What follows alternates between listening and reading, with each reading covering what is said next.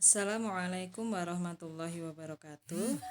Semangat pagi anak-anak. Kembali lagi kita akan memasuki materi bab ketiga untuk pelajaran bahasa Indonesia, yaitu teks cerpen.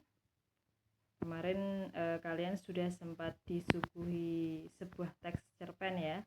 Jadi kalian sudah bisa meraba bagaimana bentuk sebuah teks cerpen, yaitu cerita pendek berbentuk prosa naratif. Naratif itu berarti narasi ya, berbentuk tulisan panjang atau cerita fiktif yang singkat, padat, langsung pada tujuan. Fiktif sendiri adalah tidak sesuai dengan fakta, ataupun kalau mirip-mirip dengan fakta atau kejadian yang sebenarnya, dia biasanya membesar-besarkan atau mengurangi cerita tersebut. Dan bentuknya singkat, padat, langsung pada tujuannya. Jadi kalau misalnya menceritakan tentang satu alur gitu ya, satu alur, ya itu saja yang diceritakan. Menceritakan tentang saya, dia akan menceritakan tentang saya. Jika dia menceritakan tentang kakek, maka dia hanya menceritakan tentang kakek. Berbeda dengan novel.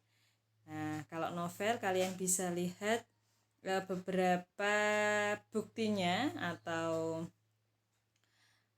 alurnya itu seperti di film gitu ya. Jadi banyak alur, banyak cerita, banyak kisah. Misalnya kalau novel itu mengisahkan tentang kehidupan seseorang, bisa jadi kehidupan si A dikupas, kehidupan si B juga dikupas, kehidupan si C juga dikupas, makanya agak tebal. Tapi kalau teks cerpen, karena dia ini juga biasa disebut dengan teks sekali duduk gitu, karena maksud sekali duduk itu bisa dibaca gitu ya, dibaca sekali duduk sebentar saja.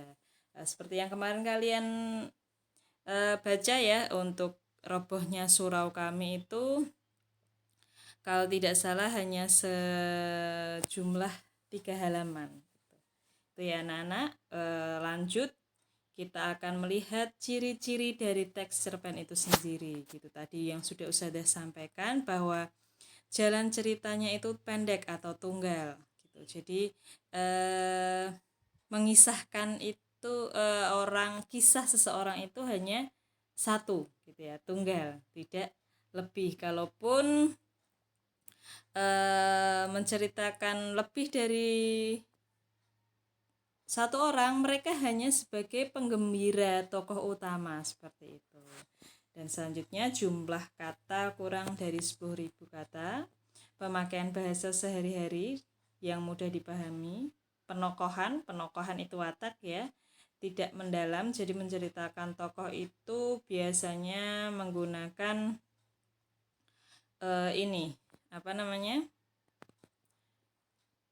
secara langsung. Misalnya dia yang memiliki hobi marah gitu, atau wataknya misalnya dia suka memberi gitu. Jadi bisa diceritakan lewat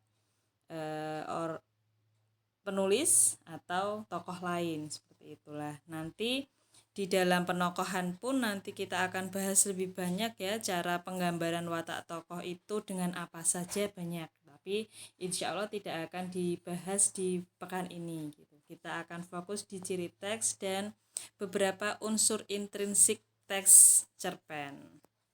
Kita lanjut. Nah, unsur intrinsik cerpen sebenarnya ada 6 ya. Tema, tokoh penokohan, latar, alur. Kemarin kalian diminta untuk mencari amanat gitu ya, dan yang terakhir sudut pandang. Tapi untuk amanat dan sudut pandang nanti akan menjadi pembahasan di pekan lainnya, karena memang ini ya sudut pandang. Kalau untuk amanat insya Allah kalian sudah paham ya. Amanat sendiri itu adalah hikmah yang bisa kalian dapatkan. Jadi kalau kemarin itu Ustazah meminta kalian membaca cerpen dan meminta hikmahnya, hikmah yang bisa kalian dapatkan dari hasil baca kalian, seharusnya paling tidak itu satu sama lain berbeda-beda. Karena manusia pemahamannya berbeda-beda. Kecuali ini ya, bisa sama gitu ya, tapi tata bahasanya pasti saya yakin berbeda gitu ya. Tapi kemarin masih ada yang sama persis plek, terus juga sama juga dengan yang di internet juga ada gitu ya. Sebenarnya Ustazah hanya ingin mengetahui bahwa kalian itu sudah membaca, karena kita ini terhitung kalian gitu ya, kalian itu terhitung generasi lemah literasi gitu ya. Jadi jangan sampai kalian karena sudah masuk di zaman 4.0 gitu ya, jadi tidak terlalu memperhatikan literasi. Jangan, karena literasi itu sendiri adalah jendelanya dunia. Jadi selamat gitu ya, barakallah kepada yang benar-benar serius membacanya, karena kalian akan mendapat hikmahnya. Itu tidak hanya sekedar ditulis gitu ya anak-anak, jadi kalian itu bisa menjadikan cerita itu pun juga sebagai pedoman atau bagian dari kalian menjalani kehidupan kalian sendiri. Oh ternyata ini toh, oh ternyata harus seperti ini toh kalau jadi manusia, seperti itu. Kembali lagi di unsur intrinsik yang pertama, yaitu tema. Tema sendiri adalah hal umum gitu ya.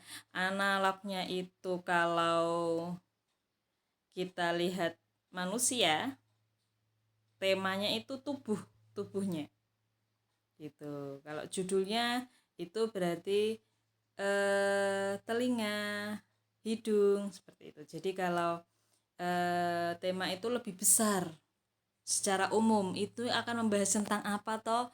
Oh tentang alam. Berarti bisa jadi judulnya adalah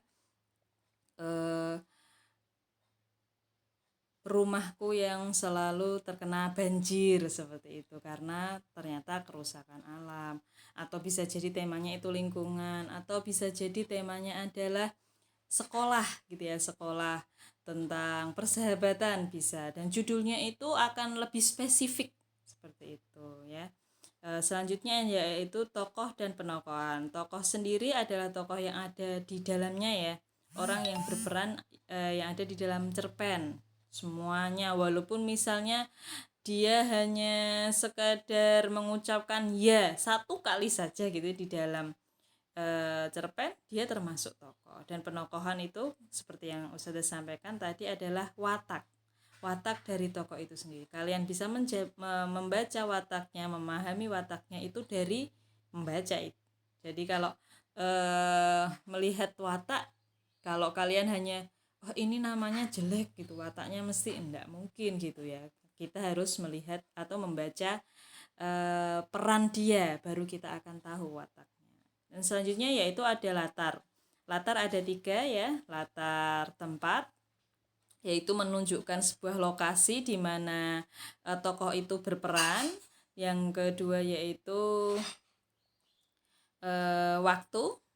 Latar waktu itu adalah menunjukkan waktu, jadi bisa siang, malam, sore, sebelum, setelah, nah, itu latar waktu. Dan yang terakhir adalah latar suasana. Latar suasana adalah sesuatu yang dirasakan oleh tokoh saat berada di situasi itu, tegang atau sedih atau gembira, lah itu suasana. Dan yang terakhir adalah alur. Alur sendiri ada 3 ya. Alur yang dimaksud alur adalah jalannya cerita gitu. Jadi kalau alur itu maju, berarti ceritanya itu menceritakan hari ini sampai akan datang gitu ya. Jadi maju terus, maju melihat ke depan, itu alur maju. Kalau alur mundur berarti dia menceritakan hari ini flashback gitu ya, flashback ke masa lalu tapi tidak kembali lagi ke masa depan gitu. Jadi hanya flashback saja gitu ke masa lalu, itu mundur. kecuali yang terakhir yaitu campuran atau alur maju mundur. Kalau alur maju mundur bisa menceritakan hari ini, terus nanti dia membayangkan masa lalunya, terus kembali lagi ke hari ini, itu namanya alur campuran. Jadi pahami ya untuk keempat hal ini, karena kemarin kalian sudah belajar tentang hikmah atau pesan yang bisa diambil, maka kita akan fokus di 4 hal ini saja. Semoga nanti saat kita menganalisis kalian pun juga paham, oh ternyata ini saat nanti kalian disuguhi sebuah cerpen dan diminta untuk mencari unsur intrinsiknya, kalian sudah tidak lagi bingung. Sekarang coba kita bersama-sama untuk menganalisis unsur intrinsik cerpen Robohnya Surau Kami. Temanya, karena di situ memang dari judul kita sudah bisa membaca sebenarnya. Oh, ini surau. Surau itu adalah sebuah musola gitu ya, musola agak besar sedikit kayak gitu. Surau berarti itu ada hubungannya dengan ibadah seperti itulah. Temanya adalah hubungan manusia dengan Allah atau ketuhanan, karena itu lebih menceritakan tentang si kakek gitu ya, si kakek yang sangat getol sekali dengan beribadah gitu ya. Nah, tapi nanti kita akan lihat sejauh mana pengertian si kakek terhadap kata ibadah itu sendiri. Nah, sekarang kita masuk di tokoh dan penokohan. Tokohnya ada beberapa ya, kakek, Ajo Sidi, aku, Haji Saleh, istri aku dan istri Ajo Sidi. Di situ beberapa sifat dimunculkan gitu ya. Dan ini bisa kita buktikan dengan mencari teks. Misalnya nanti saya minta tolong, kakek rajin ibadah, dibuktikan di teks yang mana, paragraf berapa, kalimat berapa gitu, harus ada gitu ya. Jadi nanti setelah membahas ini kita akan mencoba tebak-tebakan gitu ya, yang mana terdapat di paragraf mana dan kalimat berapa, watak-watak yang sudah Ustadzah sampaikan di sini. Nah, sekarang latar pun juga harus ada buktinya di dalam cerpen gitu ya. Tempat sekilo dari pasar, pasti ada kata-kata itu. Nah, di paragraf mana, di kalimat berapa. Selanjutnya yaitu latar waktu, beberapa tahun yang lalu. Nah, berarti ini mengenang yang lalu gitu ya, mengenang yang lalu. Jadi ini semuanya, latar waktu, tempat, suasana pun juga sama dengan penokohan. Kita harus tahu di mana bukti itu terletak di dalam cerpen. Dan yang terakhir yaitu alurnya, dia menggunakan alur maju dan mundur atau alur campuran. Kita pun juga harus bisa membuktikan di mana letak alur maju mundur tersebut. Itu saja anak-anak. Setelah ini kita akan tanya jawab jika masih ada yang butuh ditanyakan. Jika tidak, nanti kita akan menganalisis bersama-sama di mana letak penokohan, latar, dan alur di dalam cerita tersebut. Kenapa harus muncul ini? Oh, ternyata memang ada di dalam teks. Gitu saja ya. Kalau tidak ada kalau itu saja. Kalau ada pertanyaan nanti kita bisa bahas di grup WA. Semangat belajar. Terima kasih. Wassalamualaikum warahmatullahi wabarakatuh.